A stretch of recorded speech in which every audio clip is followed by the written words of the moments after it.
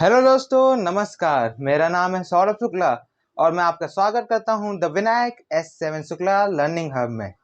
आज हम पढ़ेंगे केमिस्ट्री चैप्टर। आज हम पढ़ेंगे क्लास 11 की chemistry chapter 1, some basic concept of chemistry.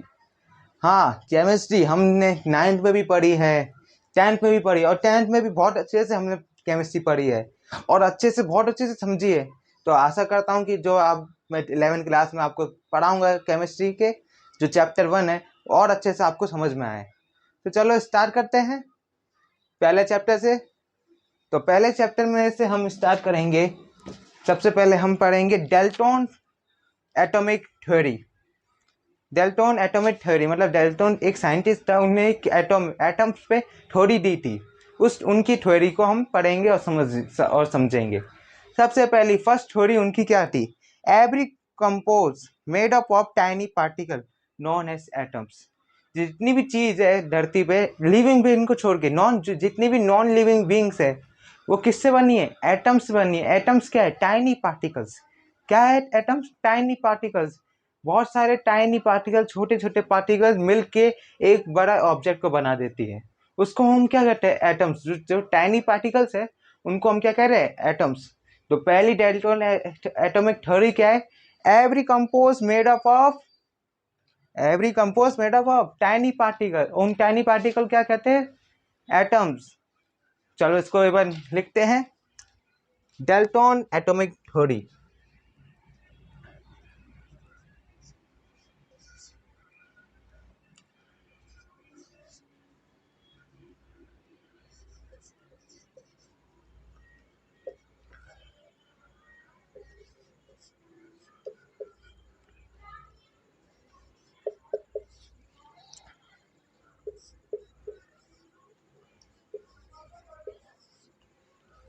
पहली थ्योरी क्या है?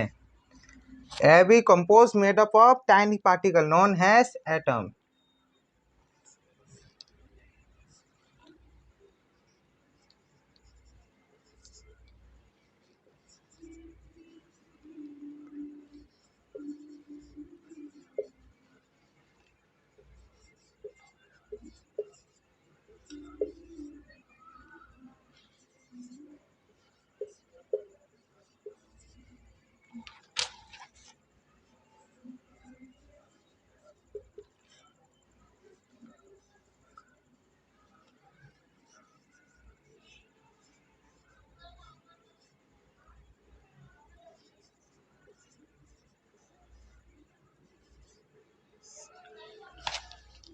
आप नोट करें, every compound made up of tiny particle known as atom. ये पहली डेल्टन एटॉमिक थ्योरी है। अब दूसरी एटॉमिक थ्योरी क्या है? क्या है दूसरी एटॉमिक थ्योरी? 9th और 10th में हमने पढ़ी है।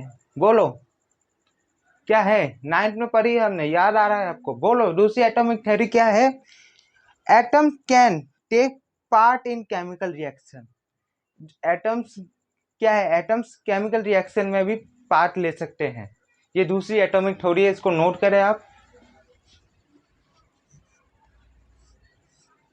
Atoms can take part in chemical reaction मतलब केमिकल रिएक्शन में भी हम केमिकल रिएक्शन के अंदर भी क्या होता है?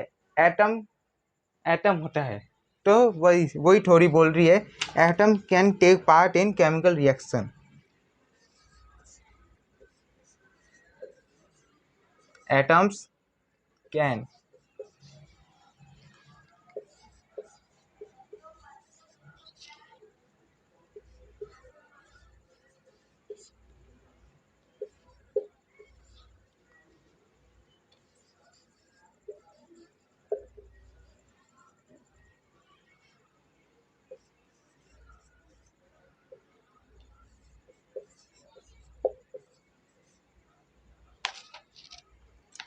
ठीक है, इसको आप नोट करें।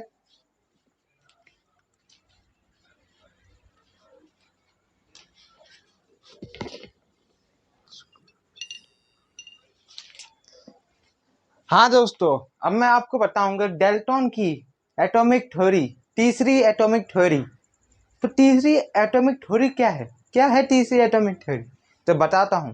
All atoms are identical in elements, मतलब जितने भी एलिमेंट्स है, जितने भी एलिमेंट्स में एटम्स है, वो क्या है, आइडेंटिकल है एक दूसरे के। मतलब जो सेम सेम एलिमेंट्स होते हैं ना, वो एक दूसरे के आइडेंटिकल होते हैं। ये तीसरी एटॉमिक थ्योरी है। तो चलो इसको लिखते हैं।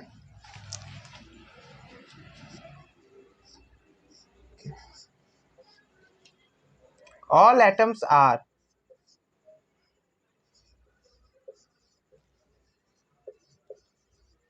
Identical in elements.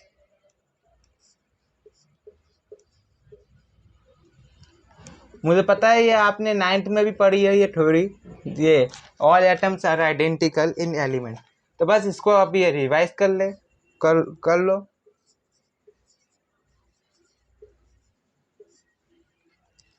मतलब अभी कुछ समझे आप कि ये थ्योरी क्या कह रही है तीसरी वाली, कि जितने भी एलिमेंट्स में जितने भी एटम्स है वो आइडेंटिकल होते हैं। सच्ची में ऐसा है क्या ऐसा? नहीं, ऐसा नहीं है। इसका भी एक्सेप्शन है। एक एक्सेप्शन केस होता है आइसोटॉप्स। आइसोटॉप्स में जो एटम्स होते हैं वो आइडेंटिकल नहीं होते, क्योंकि उनका मास होता है ना वो डिफरेंट। आइडेंटिकल मतलब एक जैसे दिखते हो और एक जैसा वजन हो, उनको हम क्या कहते हैं, आइडेंटिकल। लेकिन जो आइसोटॉप्स होते हैं वो उनका मास डिफरेंट होता है, दिखते तो सेम है आइसोटॉप्स। आइसोटॉप्स के बारे में भी मैं आपको बताऊंगा आगे कि आइसोटॉप्स होते क्या है। लेकिन आप अभी तक इतना याद रख ले, जो आइसोटॉप्स होते हैं उन वो भी जो आइसोटॉप्स में जो एटम्स होते हैं उनका जो मास होता है वो डिफरेंट होता है, लेकिन दिखते सेम है। तो वो आइडेंटिकल नहीं होते। आइडेंटिकल वो चीज़ होती है जिनका मास भी सेम हो और दिखे भी सेम हो, उनको हम आइडेंटिकल कहते हैं। तो जो थर्ड थ्योरी है उसका एक एक्सेप्शन कैसे, क्या है एक्सेप्शन कैसे, आइसोटॉप्स। इसका साथ ही साथ में एक्सेप्शन केस लिख दो, जिससे आपको साथ ही साथ में नोट्स में पढ़ोगे तो याद रहेगा। तो एक्सेप्शन केस पहला, थर्ड का,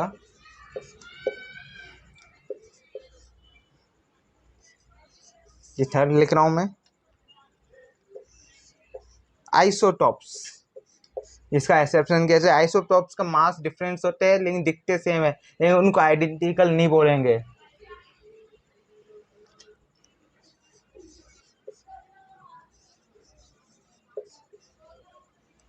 ये दिखते कैसे सेम है, लेकिन इनका जो मास होता है वो डिफरेंट होता है।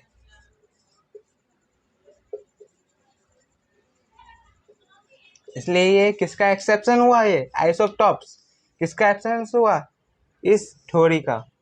ये थ्योरी क्या है, all atoms are identical in elements, लेकिन आइसोटॉप्स के जो एटम्स होते हैं वो आइडेंटिकल नहीं होते। तो ये क्या हुआ, एक्सेप्शन केस हुआ।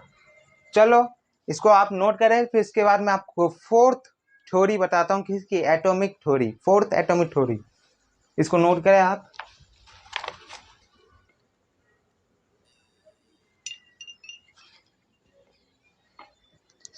आशा करता हूँ आपने ये समझ लिया होगा, जैसे मैंने समझाया आपको समझ में आ गया होगा कि थर्ड थ्योरी आपको समझ में आ गई। चलो हम बढ़ते हैं आगे अपनी फोर्थ एटॉमिक थ्योरी के ऊपर। तो फोर्थ एटॉमिक थ्योरी क्या कहती है, atom can not be generate और नॉर डिस्ट्रॉय। हम नाइन्थ में भी पढ़े हैं कि एटम्स क्या है होते हैं, एटम्स को हम जनरेट नहीं कर सकते और एटम्स को हम डिस्ट्रॉय भी नहीं कर सकते हैं। नाइन्थ में पढ़ा है ना, टेंथ में भी पढ़ा है, नाइन्थ में भी पढ़ा है कि हम एटम्स को बना नहीं सकते। नाइन्थ के टीचर भी आपको यही बोलते थे, हम एटम्स को बना नहीं सकते, एटम्स को जनरेट नहीं कर सकते, डिस्ट्रॉय नहीं कर सकते। तो बस यही फोर्थ थ्योरी है, एटॉमिक थ्योरी, कि एटम बन नहीं सकता और ख़त्म नहीं हो सकता। एटम है तो atom can not be generate, लिखता हूं मैं आगे, एटम्स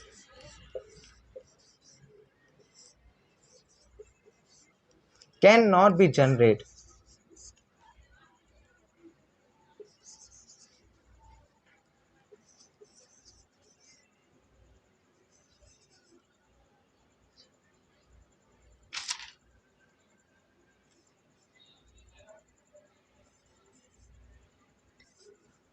और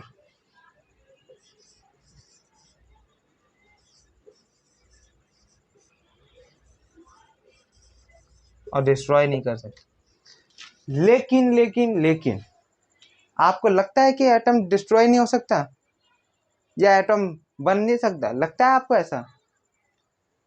हाँ, आप यही कह रहे होंगे कि इसका भी क्या है, एक्सेप्शन केस है। हाँ, क्या है इसका एक्सेप्शन केस, क्या है? अरे आपको पता है कि इसका एक्सेप्शन केस क्या है?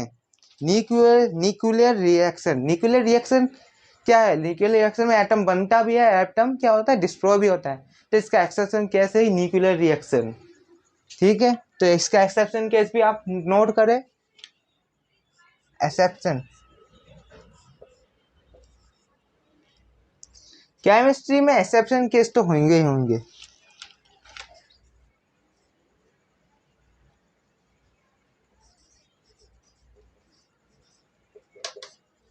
न्यूक्लियर रिएक्शन इसका क्या है, एक्सेप्शन केस है, क्योंकि न्यूक्लियर रिएक्शन के द्वारा हम एटम्स को बना भी सकते हैं, डिस्ट्रॉय भी कर सकते हैं।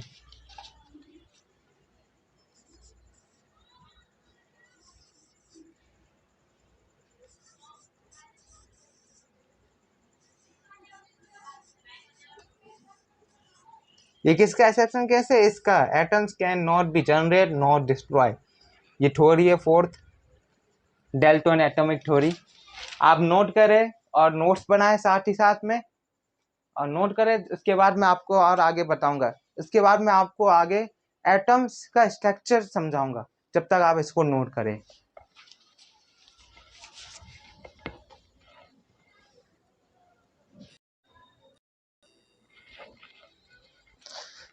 हाँ, चलो चालू करते हैं। स्ट्रक्चर ऑफ एटम, एटम के स्ट्रक्चर को समझते हैं।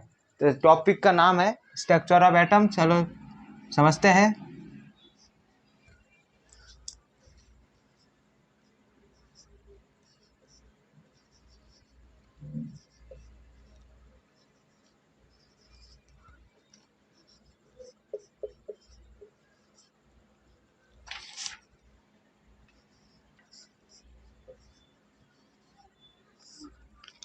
एटम कैसे दिखता है? एटम क्या है स्ट्रक्चर?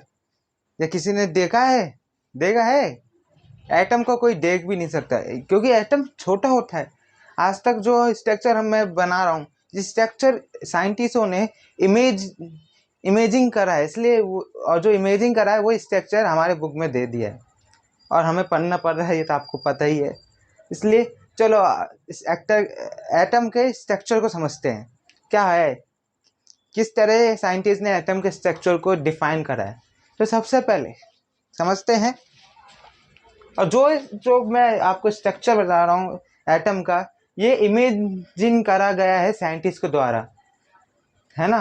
लेकिन एटम पता नहीं कैसा दिखता है, लेकिन आज तक किसी ने एटम को नहीं देखा है। लेकिन जो साइंटिस्ट ने सोचा है, जो इमेजिन करा है, वो उनके मुताबिक ऐसा स्ट्रक्चर दिखता है किसका, एटम का, जो मैं अभी आपको समझाऊंगा। तो चलो समझते हैं। तो सबसे पहले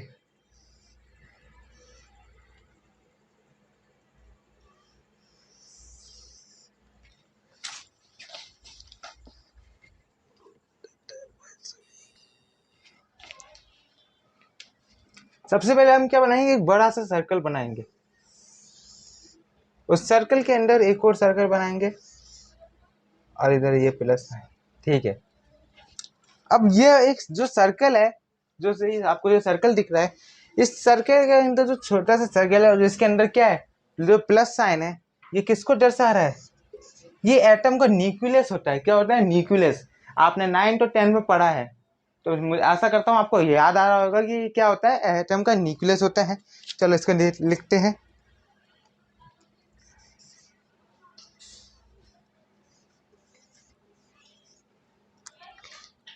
अब इस न्यूक्लियस के अंदर क्या होता है, क्या होता है इस न्यूक्लियस के अंदर? प्रोटॉन और न्यूट्रॉन। क्या होते हैं? प्रोटॉन और न्यूट्रॉन। इस न्यूक्लियस के अंदर क्या होता है? प्रोटॉन और न्यूट्रॉन। पीस किसको बता रहा है, किसको बता रहा है पी? प्रोटॉन को। तो लिखते हैं प्रोटॉन। और एन किसको बता रहा है? न्यूट्रॉन को।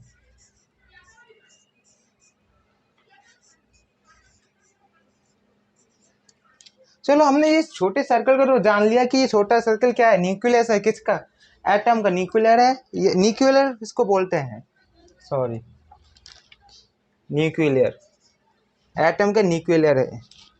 और इसके अंदर क्या होता है, प्रोटॉन होते हैं और क्या होते हैं, न्यूट्रॉन होते हैं। ठीक है, अब ये बड़ा बड़ा जो सर्कल दिख रहा है, ये एटम का क्या होता है, ऑर्बिट होता है। क्या होता है, ऑर्बिट। इस ऑर्बिट को हम सेल भी बोलते हैं, सेल। क्या होता है, ये ऑर्बिट। जो बड़ा सर्कल है इसको तो हम ऑर्बिट बोलते हैं। क्या बोलते हैं, ऑर्बिट। और ऑर्बिट, और इसको हम और सेल भी बोलते हैं। आपने जैसे 9th में और 10th में पढ़ा होगा, इसको हम सेल भी बोलते हैं। जो ऑर्बिट में क्या है, रहते हैं, ऑर्बिट में क्या होते हैं, हमारे पास इलेक्ट्रॉन्स होते हैं। इलेक्ट्रॉन्स इस ऑर्बिट में फ्लो करते रहते हैं। तो इसको इस इधर ऑर्बिट में क्या है, इलेक्ट्रॉन्स।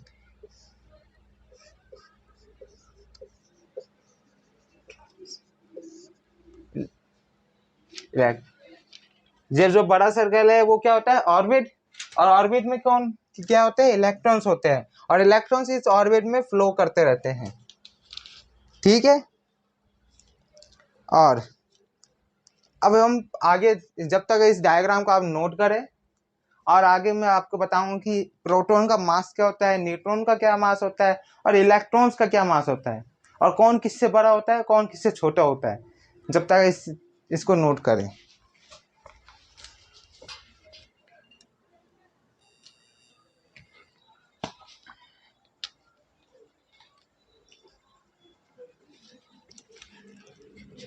प्रोटॉन,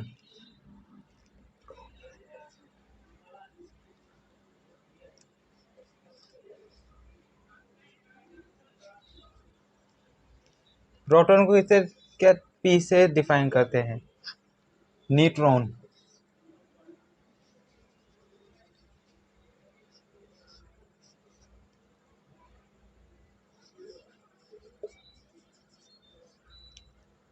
इसको एन से बोलते हैं, एन से डिफाइन करते हैं। और हमारे पास होता है इलेक्ट्रॉन्स,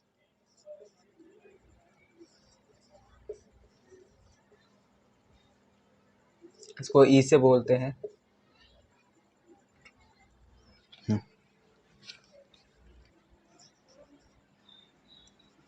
चार्ज, तो हम 9th और 10th, 9th में भी हमने पढ़ा है और 10th में भी पढ़ा है कि प्रोटॉन की चार्ज क्या होता है। क्या होता है प्रोटॉन का चार्ज, हाँ बोलो, आपको याद आ रहा है कि प्रोटॉन का क्या चार्ज पढ़ा था हमने। प्रोटॉन क्या होते हैं, पॉजिटिव चार्ज होते हैं। क्या होते हैं, पॉजिटिव चार्ज होते हैं। प्रोटॉन का क्या होता है, चार्ज पॉजिटिव। तो न्यूट्रॉन का चार्ज क्या होता है, न्यूट्रॉन का कोई चार्ज नहीं होता, ना न्यूट्रॉन नेगेटिव होता है, ना न्यूट्रॉन पॉजिटिव होता है। न्यूट्रॉन का न्यूट्रल चार्ज होता है। तो इसको हम जीरो से डिफाइन करते हैं, जीरो से। जिस चीज का कोई चार्ज नहीं होता है उसको हम जीरो से डिफाइन करते हैं। तो न्यूट्रॉन का कोई चार्ज नहीं होता, इसको जीरो बोलेंगे। अब इलेक्ट्रॉन का क्या चार्ज होता है, क्या होता है इलेक्ट्रॉन का चार्ज। जैसे हमने 9th और 10th में पढ़ा है कि प्रोटॉन का चार्ज पॉजिटिव होता है, तो इलेक्ट्रॉन का क्या होता है। अरे प्रोटॉन के साथ ही आपने पढ़ा है, बोलो। इलेक्ट्रॉन का क्या चार्ज होता है, नेगेटिव चार्ज होता है। यार तुम भी भूल गए, क्या होता है, नेगेटिव चार्ज।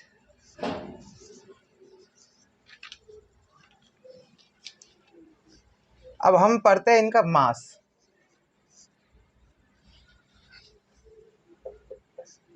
क्या होता है प्रोटॉन का मास, 1.67 10 की पावर -27 kg।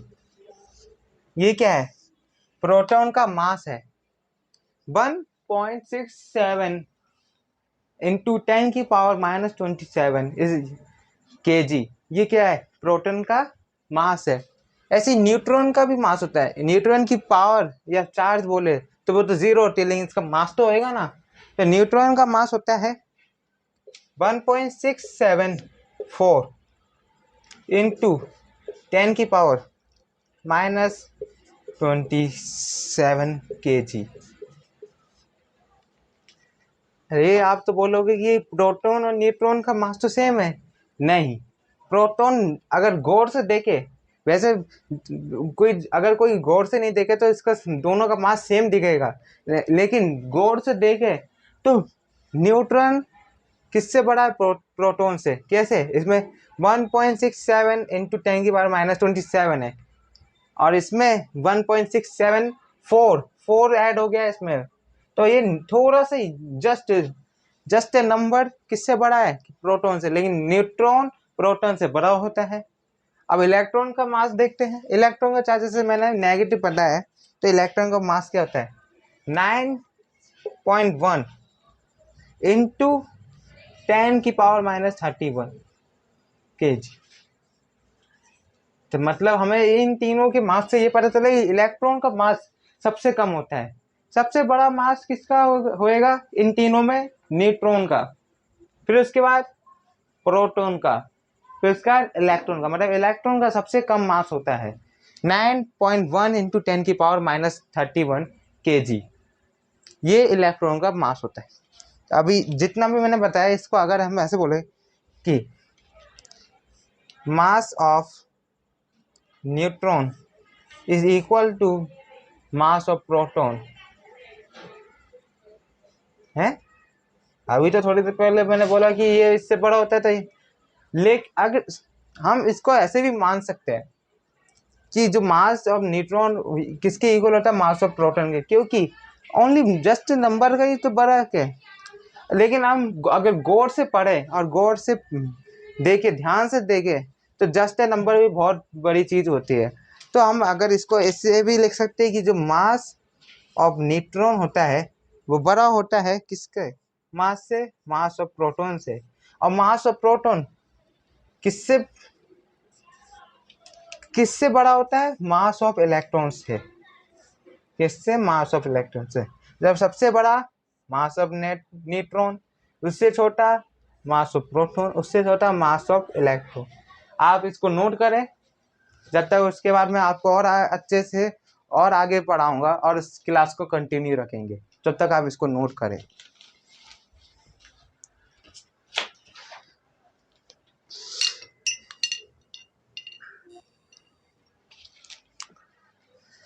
हाँ दोस्तों, अभी तक मैंने आपको जितना भी पढ़ाया है, आशा करता हूँ आपको समझ में आया होगा।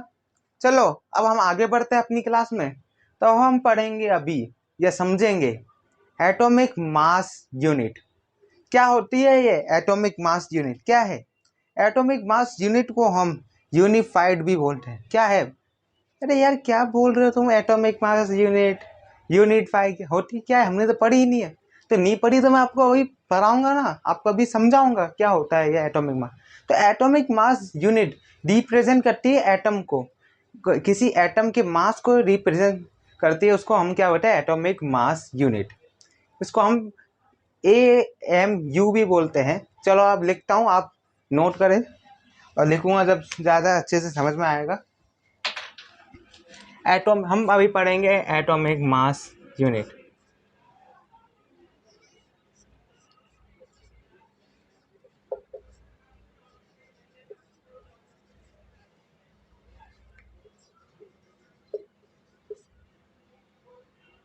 एटॉमिक मास यूनिट, और इसको क्या बोलेंगे? और इसको यूनिफाइड भी बोल सकते हैं हम, unified.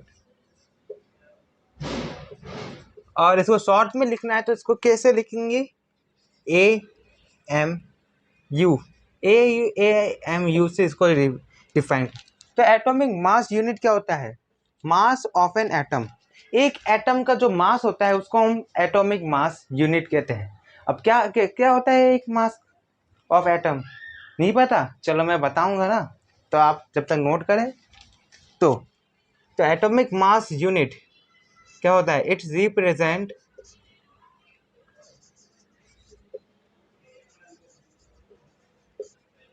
mass of an atom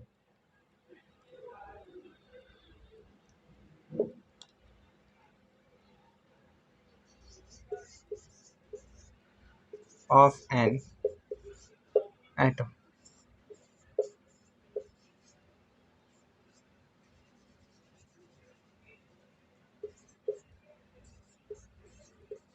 मतलब AMU किसको रिप्रेजेंट कर रहा है? एटम के मास को रिप्रेजेंट कर रहा है। किसको? एटम के मास को। तो 1 AMU मतलब 1 एटम का मास क्या होएगा? तो इसको लिखते हैं 1 AMU क्या होएगा? 1 एटम का मास किसके इक्वल होएगा? मास ऑफ प्रोटॉन के।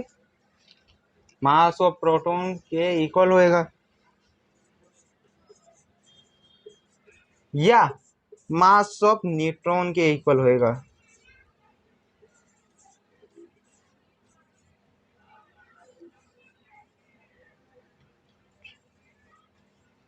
वन एएमयू किसके इक्वल होएगा? मास ऑफ प्रोटॉन या मास ऑफ न्यूट्रॉन के इक्वल होएगा, है ना। तो ये होता कितना है? तो 1 AMU is equal to 1.66 into 10 की पावर -27 kg। ये 1 AMU होता है। मतलब 1 AMU कितना होता है? 1.66 इंटू 10 की पावर -27 kg। अगर इसको हम ग्राम्स में कन्वर्ट करेंगे तो क्या होगा? 1.66 इंटू 10 की पावर -24 ग्राम्स। तो मतलब 1 AMU में कितने 1 AMU के 1 AMU की वैल्यू क्या है? 1.66 इंटू 10 की पावर -27 kg। ये होता है 1 AMU मतलब mass of atom. Mass of atom क्या होता है? 1 इंटू 66 10 की पावर -27 kg। ये 1 AMU होता है। इसको ये बहुत इंपॉर्टेंट है, इससे आगे हम आगे से एटम को समझेंगे। तो 1 AMU equal to mass of proton या मास ऑफ न्यूट्रॉन। इसको आप आगे इसको नोट करें, इसके बाद मैं आपको आगे और समझाऊंगा क्या होता है।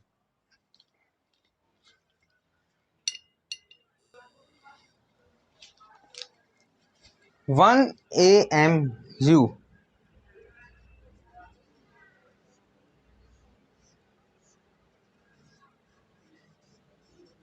किसके? हम 1 AMU को और किस तरह से लिख सकते हैं? किस तरह से लिख सकते हैं? 1/Na ग्राम। अब आप सोच रहे होंगे ये 1/Na ग्राम क्या होता है? पहले तो आप इसको नोट कर लीजिए, ये बहुत इंपॉर्टेंट फॉर्मूला है। तो 1 AMU इक्वल टू 1/Na ग्राम, ये मैंने आपको लिखवाया। क्या होता है इसका मतलब? पहले तो ये बता, 1 का मतलब तो आपको पता है, लेकिन Na का, ये Na किसको रिप्रेजेंट करता है? ये आपके मन में आ रहा होगा, तो मैं आपको बता देता हूँ। Na किसको रिप्रेजेंट कर रहा है? एवोकाडो नंबर को। इसको इस तरह से लिखता हूँ अलग से, एवोकाडो नंबर।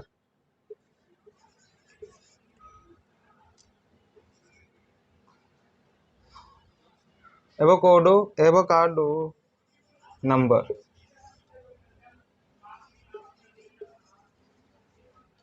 एवोकाडो नंबर को हम क्या बोलते हैं? Na किसको रिप्रेजेंट कर रहा है? Avocado number. अब ये आप सोच रहे होंगे एवोकाडो नंबर क्या होता है? क्या होता है एवोकाडो नंबर?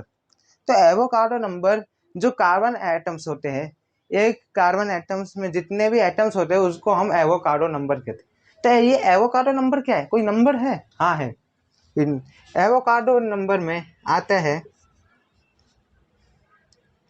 6। एवोकाडो नंबर क्या है? कितने होते हैं? 6.023 इंटू 10 की पावर 23 इक्वल टू Na। मतलब 1 Na में 6.023 इंटू 10 की पावर 23, ये एवोकाडो नंबर है। एवोकाडो नंबर मतलब एक कार्बन एटम में कितने एटम्स होते हैं उसको हम एवोकाडो नंबर होते हैं, एवोकाडो नंबर कहते हैं। तो मतलब एक कार्बन एटम में इतने नंबर होते हैं। तो कितने होते हैं? 6.023 इंटू 10 की पावर 23। इसको हम किससे रिप्रेजेंट करते हैं? Na से। किससे? Na से। तो इसलिए हमने 1 में Na ग्राम, ये भी 1 AMU होता है। ये भी किसका एटॉमिक मास यूनिट को डिफाइन करता है। तो पहले आप इतना ही नोट करें, इसके बाद मैं और आगे बताऊंगा।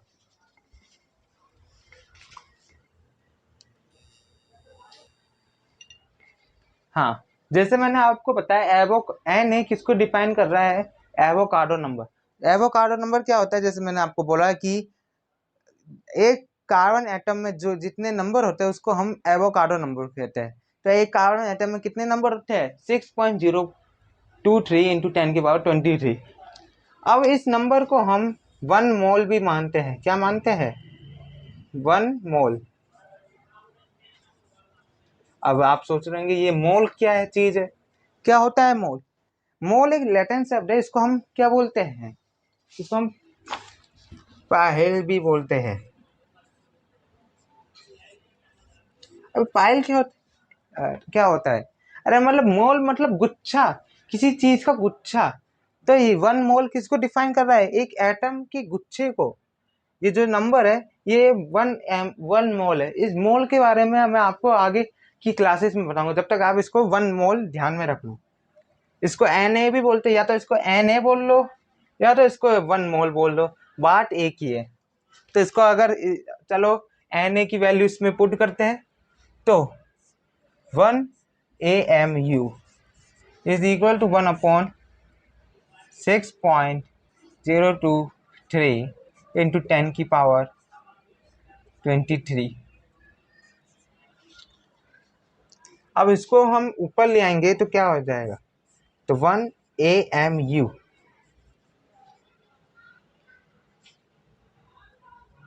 1.6 इंटू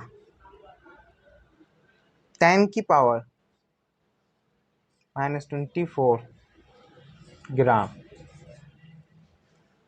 ठीक है, इतना आप इसको अभी नोट करें। आपको अगर समझ में तो आ गया होगा, थोड़ा थोड़ा भी आया है तो अच्छी बात है, लेकिन समझ में आना चाहिए। अरे इतनी इजी बात तो मैंने आपको अभी बताई है कि 1 AMU किसको डिफाइन कर रहा है, atomic mass, atomic mass unit. Atomic mass unit क्या होती है, मास ऑफ एटम होता है ना। और एटॉमिक मास के बारे में मैंने आपको बताया कि 1 AMU equal to mass of proton equal to mass of neutron, और 1 AMU equal to 1.666 into 10⁻⁻27 kg होती है। अब उसको एक तरीके से और लिखते हैं 1 AM इक्वल टू 1/Na ग्राम। ये फॉर्मूला होता है, इस फॉर्मूले बहुत इंपॉर्टेंट फॉर्मूला है, आगे केमिस्ट्री में हर जगह काम आएगा, तो इसको नोट करें। अब Na किसको रिप्रेजेंट करता है, जैसे मैंने बताया Na एवोकाडो नंबर को रिप्रेजेंट करता है। एवोकाडो नंबर में इतने नंबर होते हैं 6.023 इंटू 10⁻23। और इस नंबर को हम 1 मोल भी कहते हैं, या तो Na बोलो या 1 मोल बोलो, बात सेम ही है। ठीक है, तो इसको अगर हम ये हमारा ये एग्जैक्ट नंबर आ गया, तो मतलब 1 AMU में कितने नंबर्स होते हैं, 1 AMU के क्या मास है, 1.66 इंटू 10⁻⁻24 ग्राम्स। ठीक है, इसको अभी आप नोट करें।